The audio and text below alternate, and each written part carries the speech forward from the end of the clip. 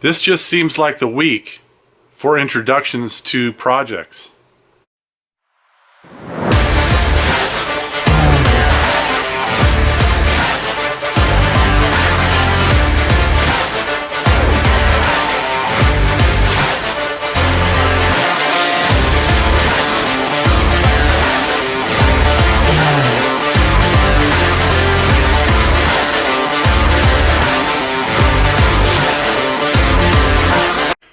Hey everybody, welcome back to the IE427 garage.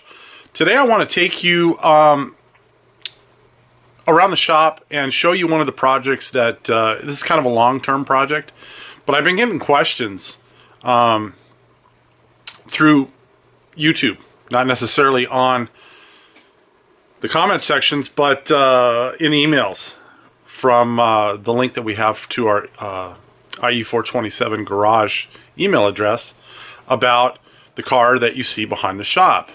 And I've had different people ask me what the car is and guess what it is, and we've never really got into what it is. Those of you out there that know me know what the project is and know my affinity for this particular car. But today we're going to kind of take a closer look at what it is and what our plans for it are, and I'm going to kind of tell you guys long term what to expect, because this is, you know, most of the work in the shop is about the cars that we're building for people, and we don't get an awful lot of extra time or spare time to work on our own stuff, and when we do, we don't get a whole lot accomplished on those projects. But regardless, it's still, you know, this is what we have a passion for. Cars and car building and hot rodding and all that kind of stuff. We're really excited that we get to do this as much as we do. So I will take you back behind the shop. I'll probably take you upstairs to look at a lot of the stuff we have stored away for this project, and then I'll introduce you to the project.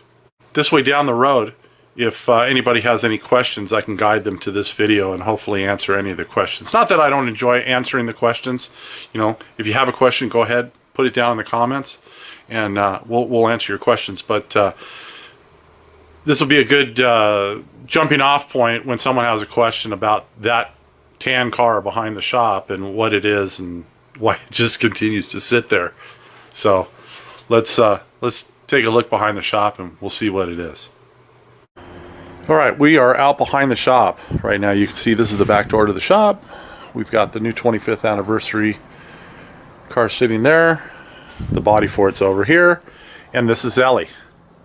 This is the 1974 Ford Maverick project. So this was a running, driving car when it was actually driven back here behind the shop. And then I went through the process of stripping everything out of it that we weren't going to need. So I've slowly sold off a bunch of parts. I sold off the seats and the interior from the inside. I sold off the entire drivetrain. This thing had the straight six engine. This was the 225 Ford straight six. I sold that along with the transmission. I even sold the gas tank to the guy that bought the engine and trans.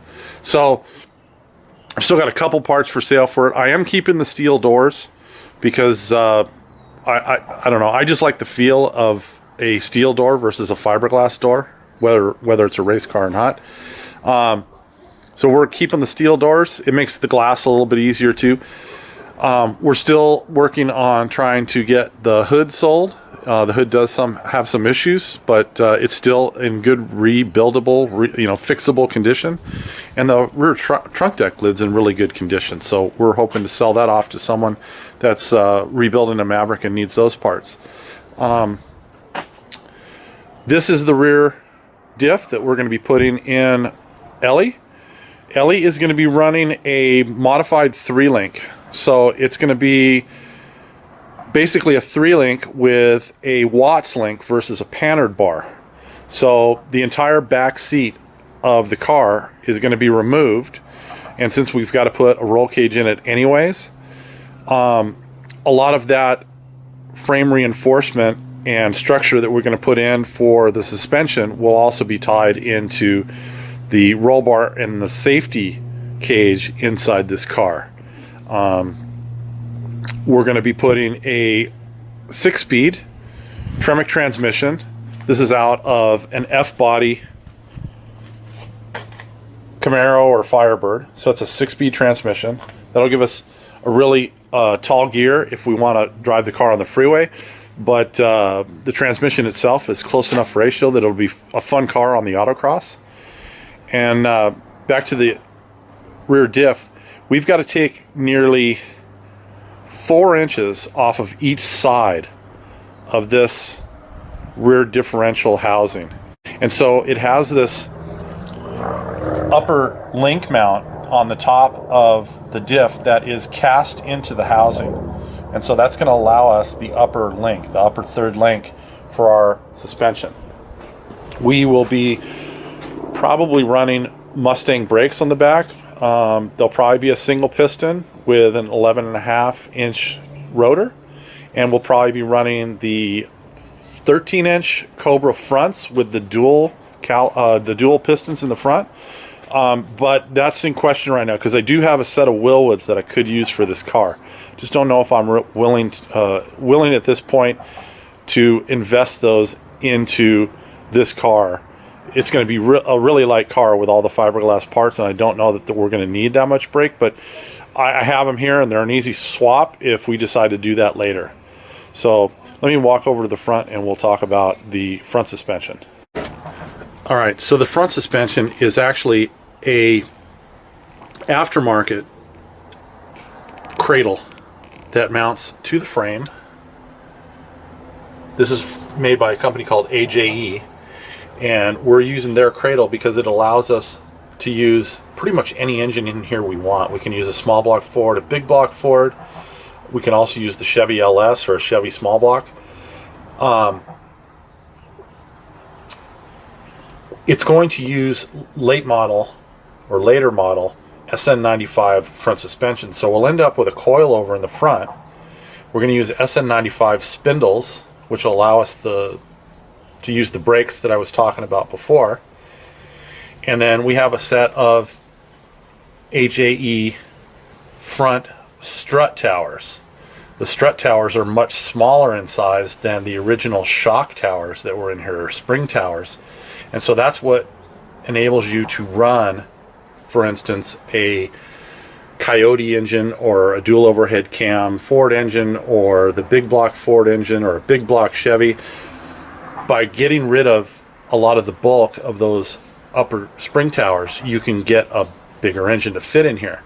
So we knew we wanted this because we wanted to go with a more modern suspension in the front, and the shock tower was just an added bonus, because with an LS in here we're going to have just gobs of room on either side for headers and clutch master cylinders and all that kind of stuff that we're going to need to get in the car. This car will be running air conditioning as well, so the stock heater and heater hoses are going to come out of there. We're going to clean up the firewall quite a bit, and then we're going to put probably an aftermarket heating and air conditioning system in it from Vintage Air or one of those types of companies. And so it'll be a really cool street car, along with the ability to run it on the track, both, you know, drag racing and autocross and even road racing course. All right, this is the inside of the car, guys. You can see everything's been pretty much stripped out of here. We still have some of the original jute backing for the carpeting in here, and really the only the only rust that's in the car is in the area just below the heater on the passenger side of the car in the footwell. That's going to have to be addressed, and that also there's some spots right here at right next to the tunnel. The tunnel, we haven't figured out whether or not the tunnel is going to have to be enlarged or not, so that's why we're kind of waiting on some of this body work or this sheet metal work until we know exactly what's going to have to be replaced. You can see because there's holes in the bottom, we've got some friends that are coming in here and storing nuts in the car at this point. So every couple of months I've got to come out here and clean this out. I can't believe it's only been a month since I vacuumed out the entire inside of this car, and they've already started to nest in here again. So I'm going to have to do something about covering up those holes and keeping out the varmints. But here's the, sorry about that, the 2 shock or strut towers that we got from AJE. These are a much thicker material than the stock spring towers. I've got some miscellaneous parts here that we cut off of the alternator bracket and stuff. I've got my AJE instructions here, and then right here I've got a pedal box out of a 2011, I think, Mustang. And the reason that I'm using the 2011 Mustang is because it still has steel pedals. The actual pedal assembly, or the bracket, is plastic, but the pedals are metal, and it has an integral master cylinder for the clutch, and that's going to allow us the use of a hydraulic clutch system without a real complicated aftermarket setup. And we'll be able to use this with a hydraulic throwout bearing that the T56 that we're going to be using works with. So I started looking for pedal boxes that had a master cylinder for the clutch already incorporated, in them. And we know that the Hydro Boost setup that this had in the Mustang will work. The pedals will work anyways with a standard vacuum booster from an earlier Mustang. So this was just a good fit. Once we get the dash a little bit more disassembled in here, we'll be able to get this in place. We may have to shorten the pedals. They're kind of long. Depending on where we can mount this actually on the firewall of the car. So if we have to shorten these, it's not a big deal. We can cut them and then move the pedal pads up in order to get them in the right placement. But that'll kind of give you an idea of what the inside of the car looks like. It's, it wasn't a bad car when we got it, and there isn't a whole lot of rust throughout the car. Like I said, there's a couple areas in the footbox on the passenger side, and then there is one spot over on the driver's side. And then it has a little bit of rust in some of the typical area for a Maverick, which is this area right at the back wheel. And there's just a little bit of evidence of rust on both sides. So this is the passenger side, and the driver's side has about the same. All right, upstairs now, and this is where I store all of the extra parts. So all the parts from the different kits that we assemble, all the parts for our own race cars, and all the even for our daily drivers. I've got parts up here, rotors that just need to be turned so we can use them all on our dailies. I've got extra brake pads up here, stuff like that. It just makes it nice and easy, so you don't have to run out to the parts store if you decide you want to change brakes on the car one weekend. Anyways, I've got all of the fiberglass components that are going to be used on E.L.E, the Maverick project. So I've got a stock style fiberglass hood. And what I like about this one is it has all of the inner structure to it. So it can be used with the stock hood hinges. I won't be reliant on hood pins to hold it on. Now I can use hood pins on the front of it if we start racing this thing and we start getting to speeds that I'm worried about the hood lifting up. I also at the same time got a hood scoop for that resembles the 67 Mustang GT500 KR Shelby Mustang. So I haven't quite figured out how we're going to mold that into the factory Maverick hood, the factory style Maverick hood we have. But what I'm looking to get is this dish part of the hood scoop incorporated into the front of this hood. So it was only, I think, when I bought this stuff, it was only 50, maybe $60 for the hood scoop. It wasn't an awful lot of money because I spent quite a bit on all the parts, all the fiberglass parts, the hood being one of them. So it wasn't that much more to add the hood scoop, and so I just figured I would get it all at once. And the place isn't too far from us. It's about 40 miles from us. So I went and picked it all up. But I just figured better to have it and not use it than need it or want it and not have it. So that's why I have it here. And then let me see if I can shuffle past here. I have, along with a bunch of vinyl siding pieces for the house, I have the front valance. I'm going to replace, I'm not going to be running the bumpers on the front of the car. And so what I did was I grabbed a 1965/66 Mustang GT350 Shelby Mustang front valance, which has the, I guess they're blinker lights incorporated into the valance. And this, again, it's just fiberglass.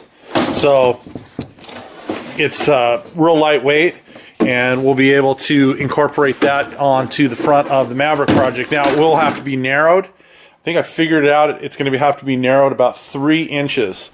But we should be able to take all of that out of the center section here and get it to go back together and make it look really good.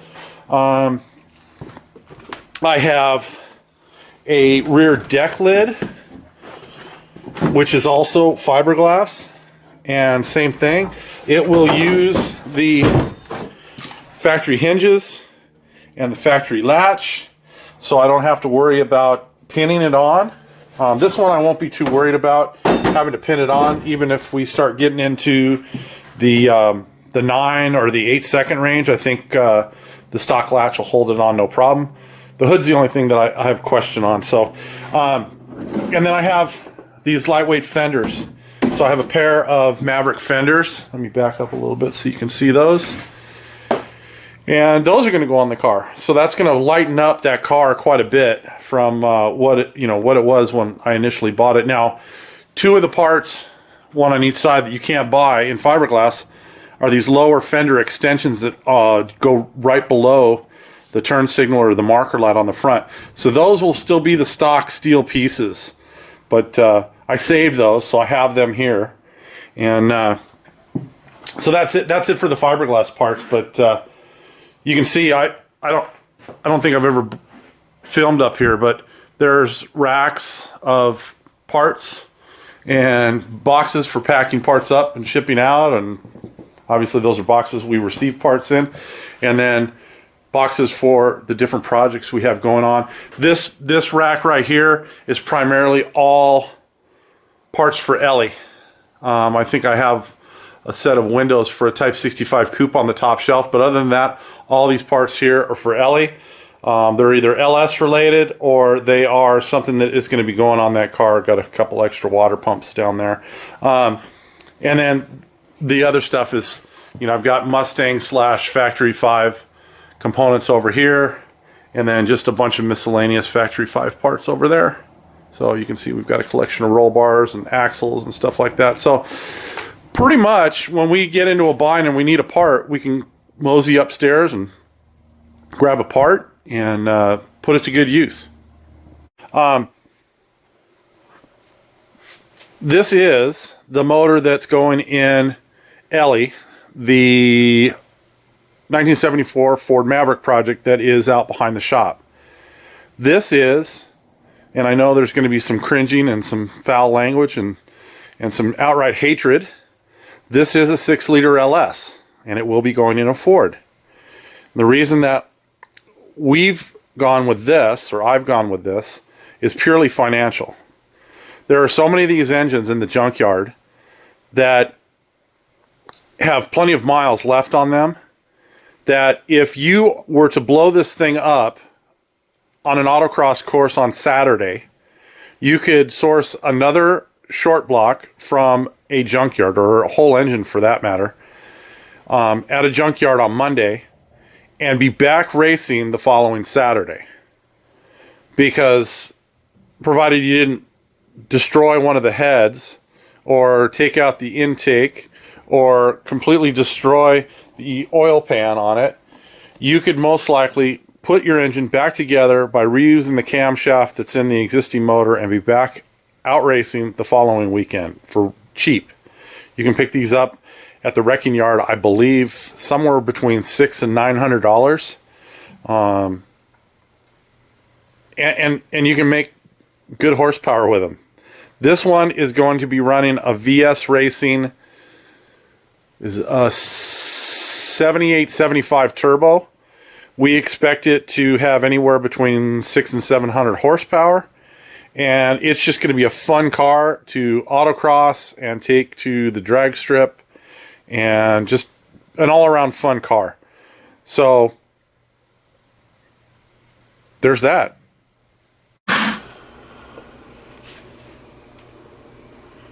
All right, so one of the reasons that we're building E.L.E, the Maverick, the way we are is because what we once used to do with the Cobra, with the Factory 5 Mark III, we no longer do. The restrictions have become so difficult for drag racing, even 8th mile, that because the Cobra doesn't have a full roll cage, we can't drag race it. The restrictions on some of the circle tracks and the autocross courses are a little bit more laxed, but since we have the Cobra Slytherin painted now, it just tears at your soul every time you get just a little chip in the paint. So it was decided that we were going to build another car. And I've always had an affinity towards the Mavericks because as a child, one of the first cars that I can remember my folks ever owning was a 1970 Maverick. Very similar to the one that we have behind the shop now. It was just a 6-cylinder car with an automatic transmission and an 8-inch rear end with drum brakes. I don't even think that car had air conditioning. If I talk to my dad or my mom in the next couple of weeks, I'll ask them, but I don't even remember air conditioning in that car. I think the first car that we had that had air conditioning was a 1972 Chevelle that we owned, and so we didn't have air conditioning in any of our cars until then. So I have a love of these Mavericks, and I've had Mustangs in the past, and Mustangs are great and they're cool, but there's a lot of them. And although there were a lot of Mavericks initially built, I think they outsold the Mustangs for a couple of years because they were so popular. The problem is a lot of them, were used. I mean, these were transportation for a lot of people, and so therefore a lot of the cars got crushed. And so trying to find a good, used, somewhat rust-free Maverick is pretty hard to do, and I've been looking for years, and I found this one about three and a half, 4 years ago, and so it's been sitting in different stages of demolition, meaning I've been tearing stuff off of it slowly when I do have the chance to work on it for the past few years. But when I got the opportunity to find a good example of the car, I had to jump on it because at the time that I bought it, they were going quickly, and I think I paid about $2,000 for a running driving car when I bought that. And even though I knew I was going to tear most of everything out of it, just finding one that didn't have a whole lot of rust was a big deal. So those of you back east, I know you're going to, rust. Yeah, well, it happens here too, because a lot of these cars sit outside, and it does rain here. And the cars, they didn't have all the winterizing coatings and everything like they have now back then. So they typically rust in all the areas where, water, kind of gathers. And these things always rust in the same spots. So in the footwells and behind the rear fenders, and usually right below the rear window. But we're pretty happy with the one that we've got, and we're going to slowly be building that over. This is probably a 10-year project, and we're 4.5, 5 years into it now. So, you know, hang with us. From time to time, when I have a little bit of time here in the shop, I will be working on it, and I'll do my best to document it as much as I can. But we've got a bunch of parts upstairs for it, and so when I do have the time, it's not like I'm going to be held up because I don't have parts because of you know what. This is something I can just kind of jump in and get stuff done in a short amount of time because all the parts are here. But I figured I'd give you guys all a quick rundown of what that car is and what our plans for it. So, all right, that's going to wrap things up for today. I hope you all enjoyed the little tour of E.L.E. the Maverick project. If you're enjoying the content, do the like, the share, the subscribe, and post any questions that you have down in the comments. We do our best to answer every question that we get coming into either the email or in the comment sections. And we'll see you guys all next time. Have a great day.